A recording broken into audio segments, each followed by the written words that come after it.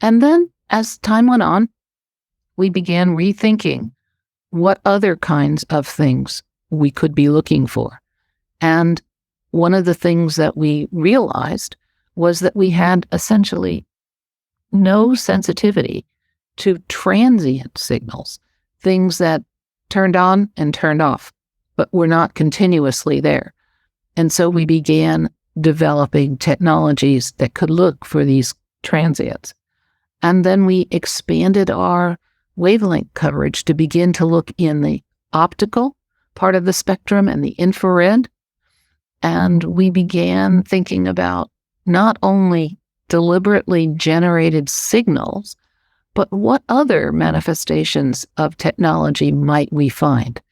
And so my favorite way of explaining what I mean by that is to talk about a very interesting star system called TRAPPIST-1. The star is smaller and fainter than our sun, but it has 7 Earth-sized planets orbiting around that star. And they're all at different distances. So the planets that are farther away from the star should be colder than the planets that are closest to that star.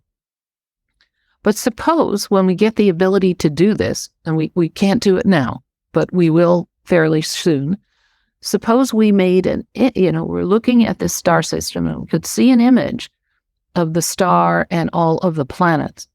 And then we measured the temperature of those planets.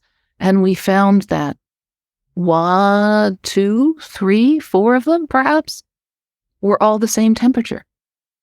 But they shouldn't be, because naturally the ones farthest from the star would be colder than the ones closest to the star, because the energy for that heat comes from the star.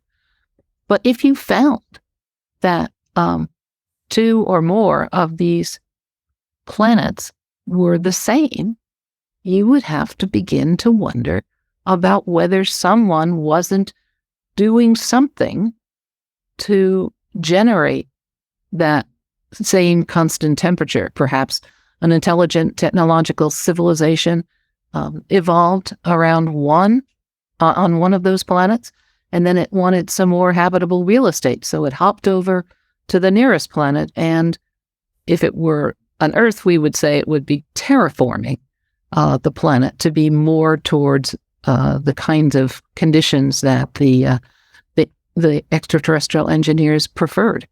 So that's the kind of thing that we're thinking of now, not just signals, but anything on the sky that doesn't seem to follow what we think we know about physics.